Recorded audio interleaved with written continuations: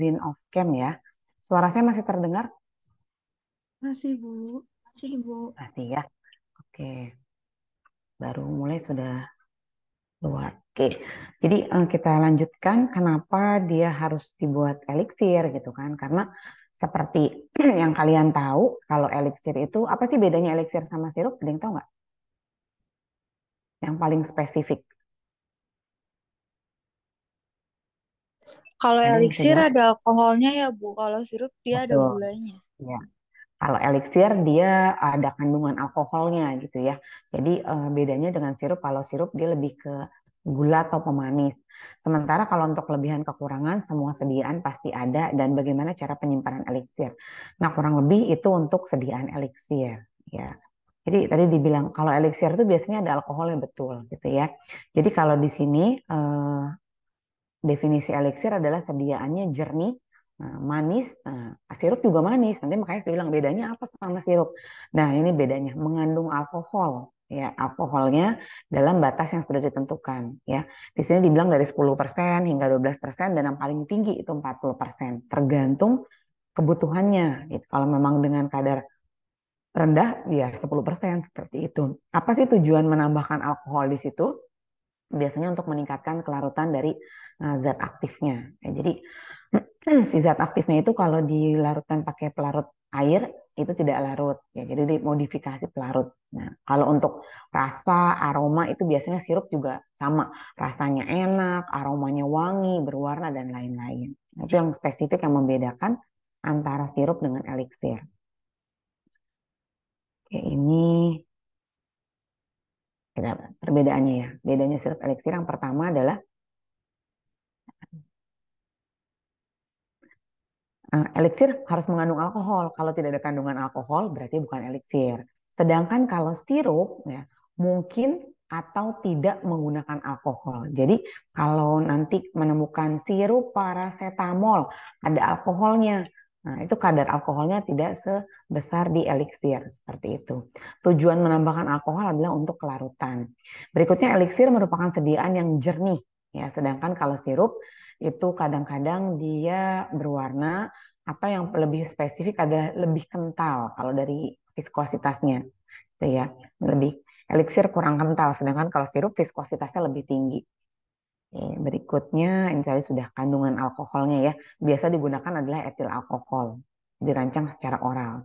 Itu perbedaan antara eliksir dengan sirup. Nih alasan dibuat eliksir tadi sudah karena bahan tersebut tidak larut dalam pelarut air saja, jadi kita modifikasi pelarut. Berikutnya, sebentar. Hmm.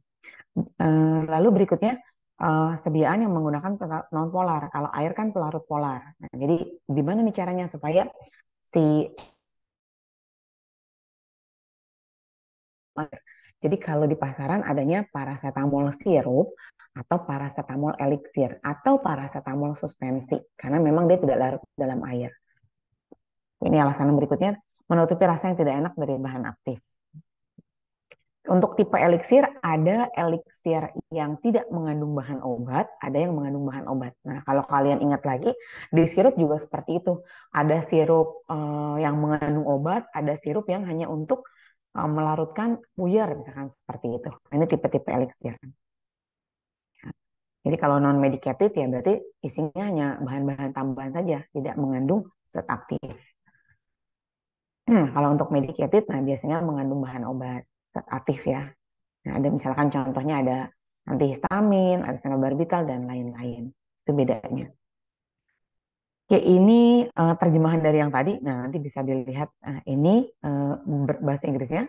Nah, ini bahasa Indonesia. Nah, ya, nanti sengaja dibuatkan sedikit dalam bahasa Inggris supaya bisa menambah vocab ya. Nah, di sini apa sih kandungan promethazine eliksir? Isinya apa?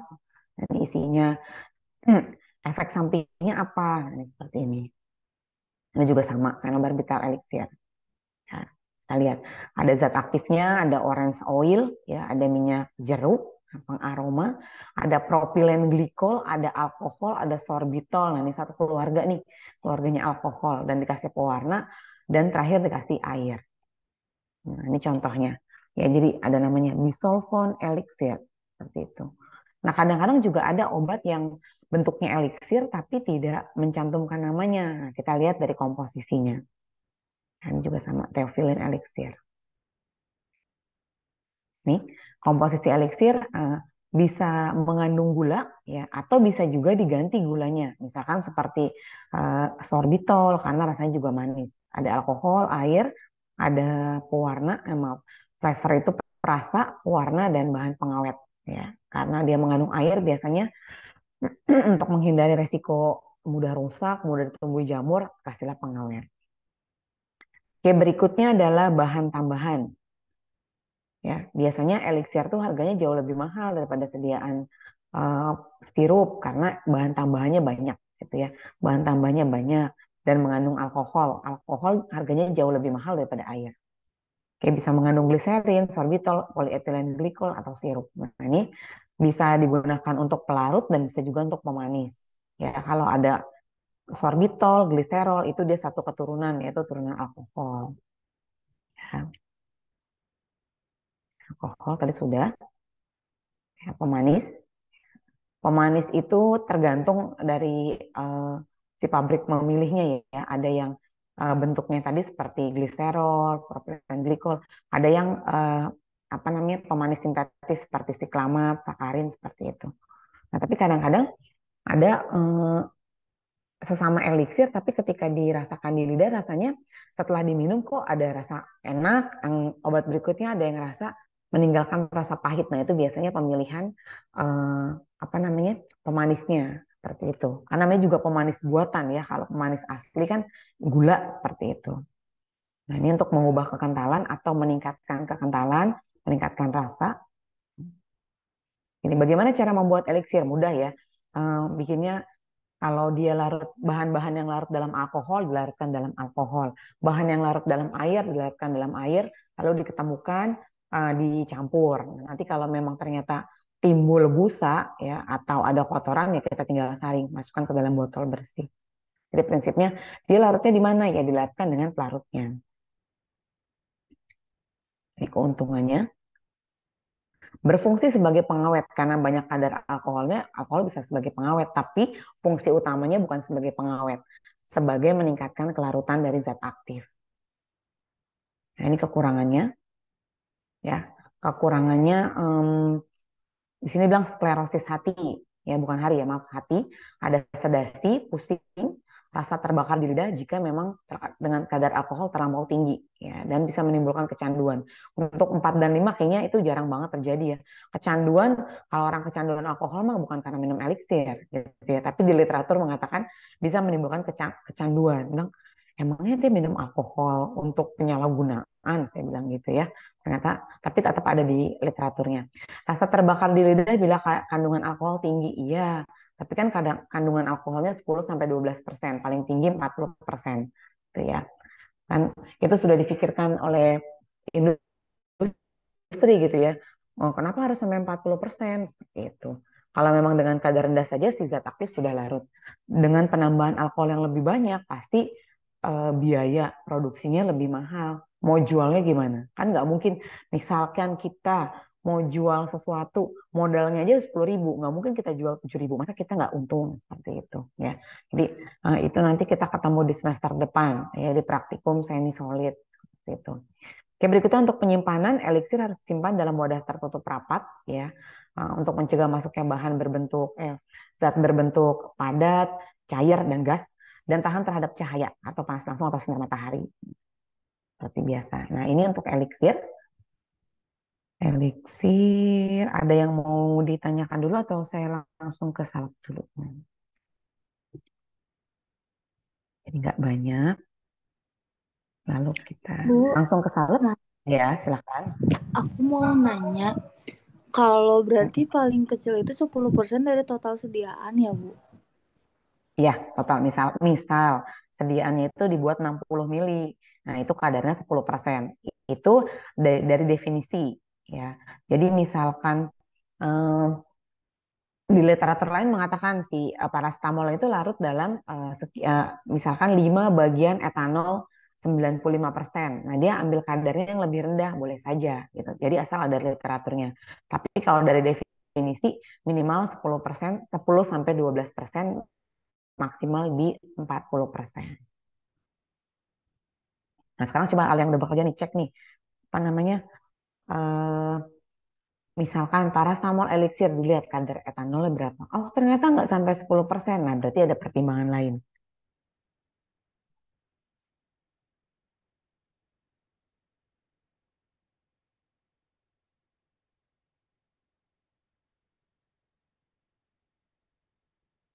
Oke, tapi namanya siapa? Nanya Zahra ya? Ada lagi? Atau kita mau Iya lanjut Bu, dulu ke salep? berlanjut ke salap dulu kayaknya Bu. Ya, Zahra. Salep dulu ya. Oke, salep. Salep krim gel ya. Oke, salep. Ya. Oke, sudah terlihat ya.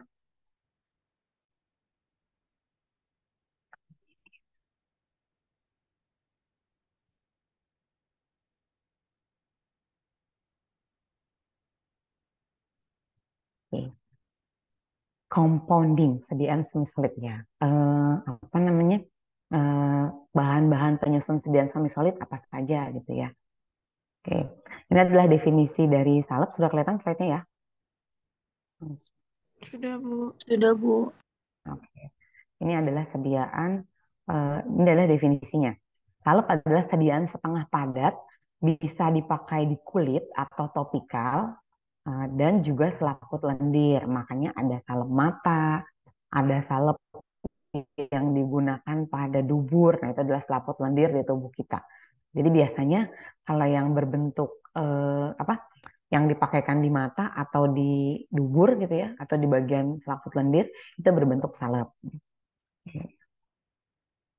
Berikutnya adalah persyaratan salep. Nah, ini kayak udah hafal deh dari SMK, bunyinya seperti ini. Tidak boleh berbau tengik, kadarnya boleh berapa saja tergantung keaktifan si zat keaktifan dari bahan utamanya gitu ya. Jadi kalau pernah lihat ada hidrokortison 0,5 ya, 1% dan 0,5%.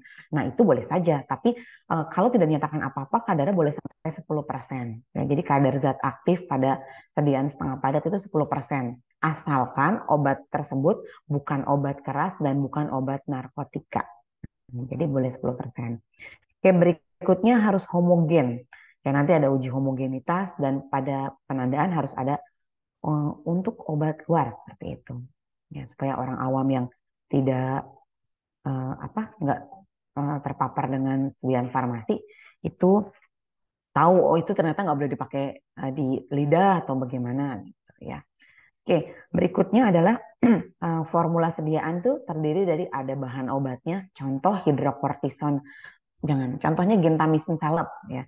Gentamisin salep berarti bahan obatnya adalah gentamisin sulfat. Ada bahan tambahan, ada vehikulum. Nah, bedanya apa nih?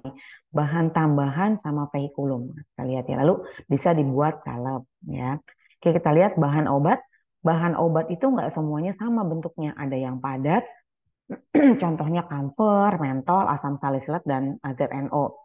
Lalu yang berbentuk setengah padat ada ekstrak-ekstrak kental dan ada yang berbentuk cair, contohnya metil salisilat ya. Saat pembuatan balsam ada balsam peru dan istiol. Kalau untuk vehikulum, vehikulum dengan bahan tambahan bedanya apa? Kalau vehikulum itu adalah basisnya. Jadi vaselin, adepslane, oleum sesami dan lain-lain itu adalah basis salep atau biasa kita sebut dengan nama lain vehikulum gitu.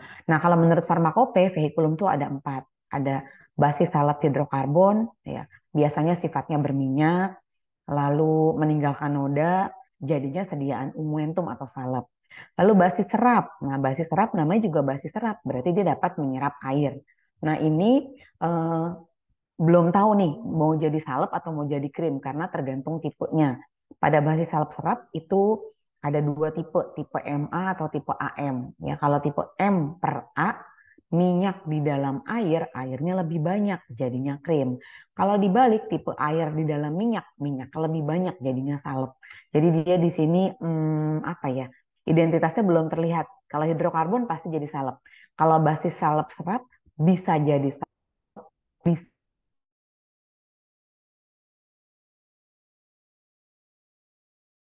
jadi krim. Basi salep yang dapat larut dalam air ini pasti jadi gel gitu ya.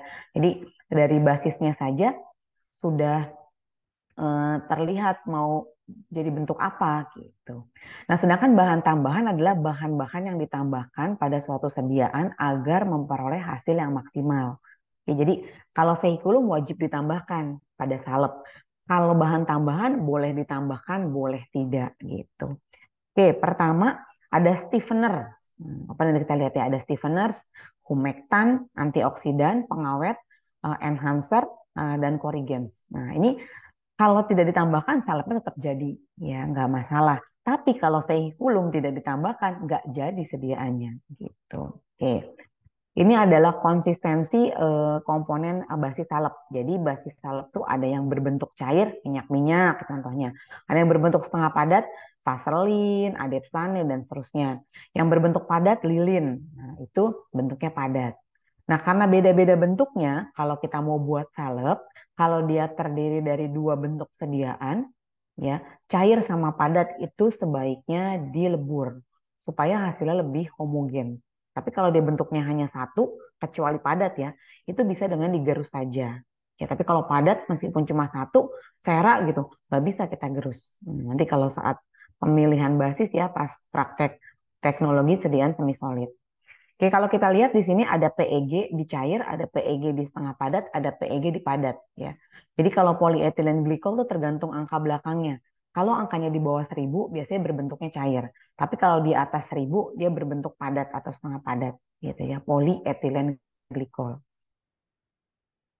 Oke, berikutnya tadi sudah penjelasannya ya. Jadi kalau berbentuk setengah padat, nah, contohnya ini berbentuk setengah padat sama setengah padat. Berarti kan sama-sama setengah padat nih, adep sama vaselin. Langsung digerus aja, nggak usah dilebur. Jadi prinsip pembuatan salep itu eh, tidak perlu dilebur sih kalau memang tidak urgent ya. Kalau serak ya harus dilebur.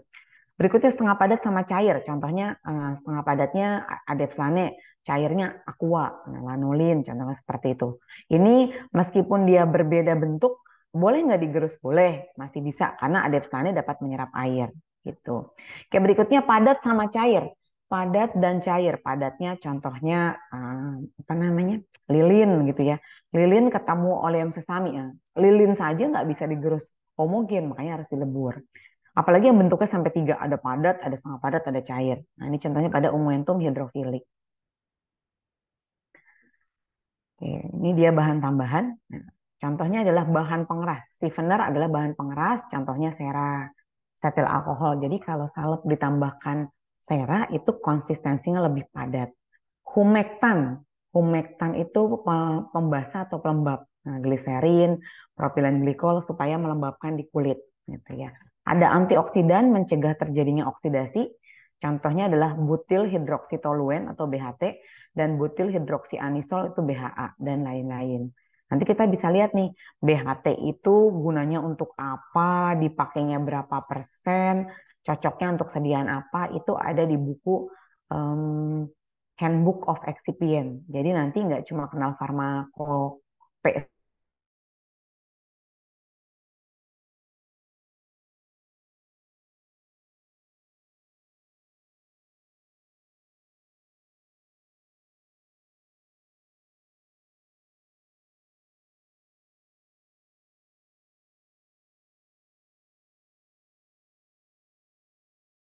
Berikutnya ada emulgator jika diperlukan. Lalu ada corrigens, bahan penambah. Memperbaiki bau, memperbaiki saporis rasa, ya, dan memperbaiki warna. Nah, kalau saporis sepertinya tidak perlu ditambahkan di sediaan salep. Nah, ini contoh yang tadi, ya, kita lihat eh, dasar salep hidrokarbon. Nah, dasar salep hidrokarbon tadi sudah dijelaskan sifatnya adalah berminyak. Ya, ada vaselin putih, ada vaselin kuning dan lain-lain. Nah, ini keuntungan kerugian. Lalu berikutnya yang kedua adalah parafin cair atau parafin liquidum. Nah, parafin itu ada yang liquid, ada yang solid ya. Parafin liquid dan solid. Nah, ini parafin cair atau parafin liquidum bisa untuk pembuatan cold cream gitu ya. Krim pendingin. Oke, berikutnya ada parafin padat. Nah, kalau parafin padat wajib dilebur pembuatannya ya. Nah, ini pengarah. Ada lemak bulu domba atau adep slane, termasuk dasar salep serat. Oke. Lalu berikutnya ada lilin atau malam atau sera. Nah, ini dia bentuknya keras nih. Jadi harus dilebur. Ya. Berikut ada setil alkohol. Nah, kalau ada alkoholnya itu biasanya tidak perlu dilebur ya. Oke. Berikutnya minyak-minyak. Nah, minyak-minyak dari tumbuh-tumbuhan. Ya, ada minyak ada misalkan ketemu oleum sesame, oleum kokos, nih. Ada oleum arakidis, minyak kacang, minyak kelapa, minyak zaitun, minyak jarak dan minyak wijen. Nah, ini biasanya kalau jumlahnya banyak eh, jadinya salep. Tapi kalau jumlahnya sedikit dikombinasi dengan air bisa tambahkan emulgator bisa jadi krim, gitu ya. Nah, tadi ini dasar salep serap, dasar salep serap. Nah, jadi tergantung tipenya nih. A per M, oh jadinya salep nih, karena dia minyaknya lebih banyak. Ya, A per M adalah air di dalam minyak. Airnya fase dalam, minyaknya fase luar, gitu. Oke. Atau kok dan kebalikannya ya. Oke, berikutnya yang dapat dicuci dengan air. Nah, ini MA. Nah, tadi kan kita lihat kalau yang ini AM, minyak nih. Kalau yang MA jadinya krim. Ya, jadi kalau kita pakai kena air itu langsung hilang karena dapat dicuci dengan air. Ini kekurangan dan kelebihannya. Nah, ini contoh-contoh basis krim. Ya, jadi ini bisa dimodifikasi nih. Kalau kita kan taunya cuma emulgit, oleum sesame, air 15, 15, 100. Ternyata ada komposisi 10, 30, 100. Ya. Nah, kalau nanti kalian berminat, nah kemarin tuh yang ikutan apa namanya? Yang ikutan eh, wawancara sama dosen, wawancara sama asesor. Nah, jadi udah mulai sekarang kan kalian semester 3. Kalau kalian sudah punya ide untuk tugas akhir, nah itu bisa misalkan formula. Nah, susun dari beberapa formula. Ya, enaknya penelitian tuh tidak nggak ada penelitian kita yang salah. Misalkan contoh nih, kalian ujian UAS nih, kalau salah kan nilainya jelek. Nah, tapi kalau penelitian misalkan mau buat formula, ada dari beberapa mau buat klaim misalkan dari beberapa formula dibedakan komposisi basisnya. Nah ini yang paling bagus yang mana? Yang lebih tahan lama yang mana? Itu kalau nggak ada yang bagus semuanya jelek, itu nggak ada yang salah dengan penelitian. Dan bukan berarti skripsinya jadi jelek, enggak gitu. Jadi enaknya penelitian begitu. Ya tidak ada yang salah dengan penelitian. Jadi kalau penelitian hasilnya harus bagus, enggak. Yang hasilnya harus bagus tuh kalau ujian. Kalau penelitian kamu paham, terus kamu tahu cara mengerjakannya, terus kenapa bisa seperti itu, nah udah selesai nilainya bagus, ya nilai tugas akhir. Nah kemarin waktu wawancara dengan asesor, nah itu kemarin dibilang untuk tugas akhir udah punya judul, kalau nggak salah ditanya deh, udah punya judul buat skripsi belum, gitu ada yang ditanya, gitu ya. Oke, jadi misalkan masih lama Bu baru semester 3, ya kan kalau udah punya persiapan kan jadi bisa itu ya, bisa lihat-lihat literatur.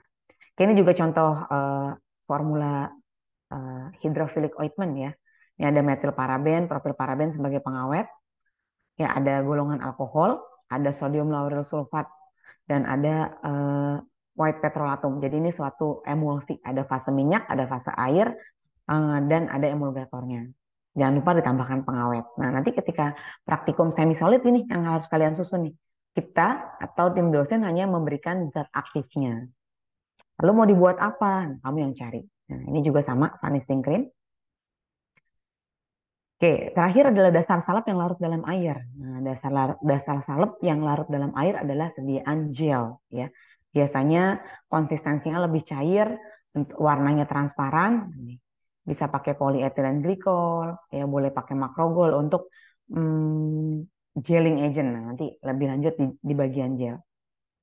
Ini ada peraturan salep, ya nanti dipelajari ya. Siapa tahu ditanyakan. Peraturan salep ada 4, ya. Kalau peraturan salep pertama, ya bunyinya jangan sampai ketukar sama yang kedua. Ya, jadi kalau dia larut dalam dasar salep atau lemak, ya, itu adalah peraturan salep pertama, dilarutkan ke dalamnya. Yang kedua, kalau dia larut dalam air, ya kita larutkan dalam air. Itu peraturan salep kedua. Jangan lupa masing-masing peraturan salep dicarikan zat aktifnya. Contoh, bunyi peraturan salep pertama, contoh zat aktifnya apa? Nanti kamu cari di bahan-bahan ya. Contohnya kamfora. Kenapa kamfora? Karena kamfora larut dalam dasar salep. Kalau peraturan salep kedua itu yang larut dalam air apa ya? Protargol misalkan, karena protargol larut dalam air. Yang peraturan salep ketiga itu yang tidak larut dalam air dan minyak. Nah, itu contohnya ZNO, talkum, misalkan seperti itu. Yang keempat, salep-salep yang dipanaskan. Itu contohnya apa ya, unguentum simplex, ya, atau salep-salep dengan basis sera, misalkan seperti itu. Oke, berikutnya adalah kualitas dasar salep yang baik, ya. Harus stabil, ya, jadi tidak mudah berubah gitu ya. Harus lunak, namanya juga sediaan setengah padat ya. Jadi ketika dioleskan harus bisa tersebar merata, mudah dipakai, menggunakan dasar salep yang cocok. Nah, mau pakai dasar salep hidrokarbon, mau dasar salep serat, dapat dicuci dengan air atau larut di air. Nah, silakan dipilih. Milihnya gimana? Sesuka-suka? Enggak. Mau kerjanya di mana zat aktifnya? Apakah hanya di kulit terluar atau masuk ke dalam aliran darah? Nah, itu pemilihan dasar salepnya harus cocok gitu ya. Oke, contohnya nih, saya mau bikin skincare gitu ya, krim-krim pagi, krim malam gitu kan. Nah, itu kan maunya apa, menghambat tumbuhnya melanin ya supaya kulitnya lebih cerah. Kita nggak bilang putih ya, lebih cerah. Nah, itu berarti bisa nggak kalau hanya kerjanya di permukaan gitu. Nah, itu pertimbangan untuk memilih dasar salep yang cocok. Harus dapat terdistribusi merata pada bagian yang membutuhkan dan harus lembut. Nah, itu adalah kualitas.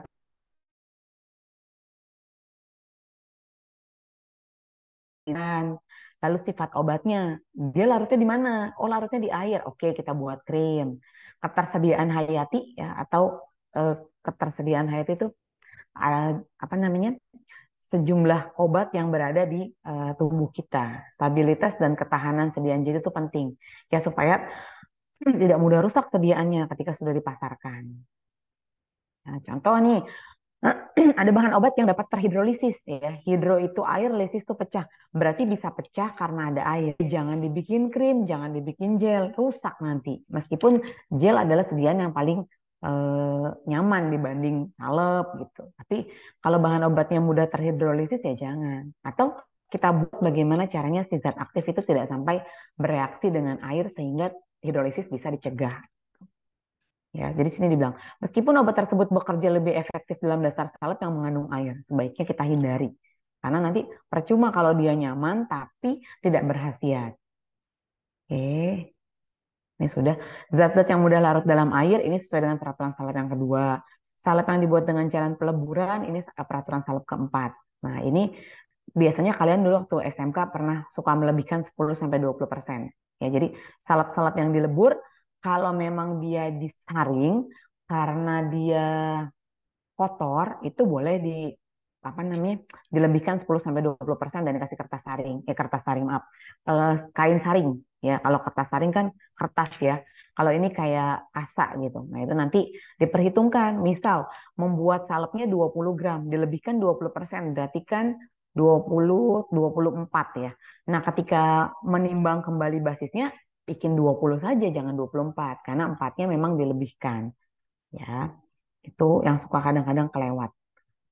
Oke, pembuatan salep ada yang dilelehkan ya kalau memang basisnya berbentuk padat atau bentuknya tidak hanya satu, misalkan setengah padat cair gitu ya. Oke, triturasi atau mencampurkan langsung ya, kalau itu dia bisa dicampurkan langsung, adepsane sama air langsung digerus saja. Tuh. Nah, ini tadi ya, camphor, mentol, fenol, timol itulah peraturan salep pertama karena dilarut dalam basis. Terus yang larut dalam air, tadi contohnya ada resorsin, ada protargol, seperti itu. Acidum tannicum, misalkan, karena dia larut dalam air. Oke, salep-salep yang dilebur tadi sudah. Berikutnya kemasan salep. Nah, ini harap diperhatikan ya. Tubenya umumnya dari kaleng, meskipun ada juga dari plastik. Jadi, saat praktikum semsol itu kalian harus cari tube kaleng.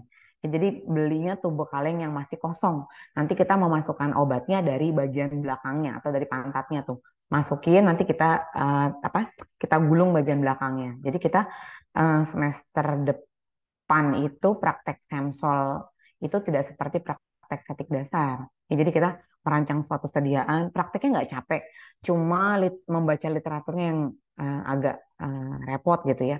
Jadi kalian cari literatur dulu, serahin formula, sudah di ACC baru praktek, praktek, kalian siapkan wadahnya sesuai yang ada di pasaran, lalu kalian bikin brosur, bikin kemasan sekundernya, ya dari mulai kemasan primer, tube, misalkan salep, ada dusnya, ada brosurnya, ada etiket yang seperti ada di pasaran, bukan etiket yang ada di lab farmaseutik ya, seperti itu. Nah, itu adalah praktek Semsol gitu ya.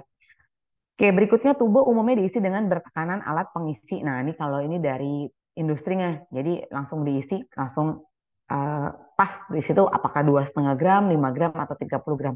Tapi kalau kita nanti kita akalin pakai kertas perkamen yang digulung, masukin, nanti kita pencet obat. Nah, nanti ada trik-triknya ya di laboratorium. Oke, sama penyimpanan salep pada suhu kamar, eh, apa namanya, tidak terkena matahari langsung sehingga bisa mencair nanti. Uji mutu salep ya, uji mutu salep, krim dan gel mirip ya, sama-sama sediaan setengah padat. Ada uji organoleptis melihat warna, warna, bau, dan rasa. Nah, ini bukan bentuk nih. Rasanya rasa di kulit ya, lengket atau seperti apa gitu ya. Jangan dirasain. Mentang-mentang rasa, indera perasa kan di lidah, iya betul. Tapi kalau sediaan setengah padat jangan. Uji homogenitas ya, itu biasanya kita menggunakan kaca objek. Nanti kita lihat apakah butiran-butirannya tersebar merata atau tidak. Butiran minyak dan butiran air. Berikutnya uji pH atau kadar keasaman, kita pakai pH meter gitu ya. Ini gampang, tinggal diencerkan sediaannya, dicelup, nanti keluar angkanya langsung dimonitor. Uji keseragaman sediaan. Nah, ini kita mau tahu tubuh yang satu dengan tubuh yang lain isinya sama atau tidak. Nah, ini kita menggunakan ada 10 tubuh kosong ya. Kemudian tubuhnya ditimbang satu persatu, lalu kita keluarkan isinya. Nanti kita lihat, kita rata-rata memenuhi persyaratan nggak, seperti itu. Uji stabilitas itu biasanya kita simpan dulu ya pada suhu kamar, kulkas, oven, kita diamkan selama seminggu. Itu nanti kita lihat apakah bentuknya masih sama seperti awal dibuat atau ada perbedaan. Kalau ada perbedaan berarti kemungkinan dia tidak stabil. Nanti dicari kenapa tidak stabil gitu. Uji aseptabilitas adalah uji apa ya? eh, Rasa di kulit. Nah, jadi biasanya nanti sediaannya diberikan ke apa namanya, ke volunteer atau karyawan, nanti dia ngisi, oh rasanya oh enak, oh lengket, tidak nyaman, nah seperti itu. Nanti dibuat scoringnya. Evaluasi daya sebar, nah berapa luas si sediaan tersebut menyebar. Ini biasanya kita ambil 1 gram, lalu kita taruh dia di cawan Petri, kita taruh dia beban 50 gram. Nah, ditunggu 1 menit, lalu kita hitung diameter lingkarannya pakai jangka sorong. Nanti kita bandingkan harusnya berapa sih kalau salep gitu. Oke, itu untuk salep. Ya. Ada yang mau ditanyakan? Silakan.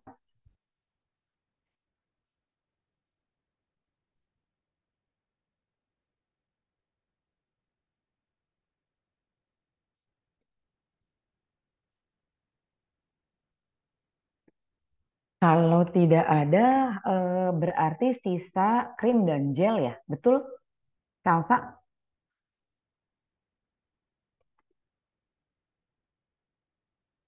atau Florita atau siapa?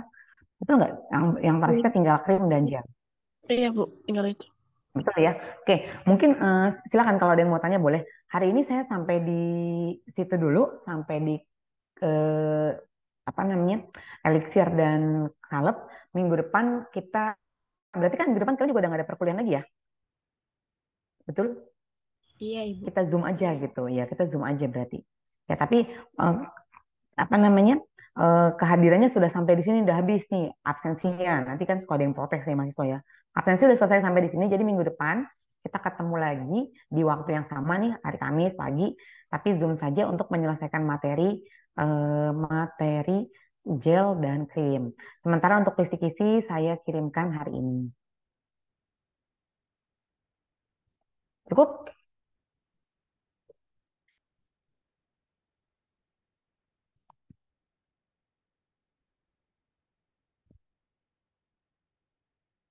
Cukup Pak?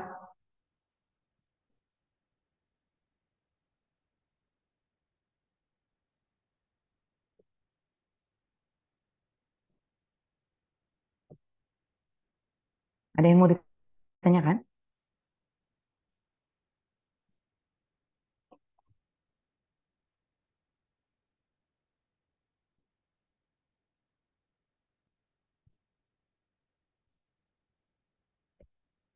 Cukup?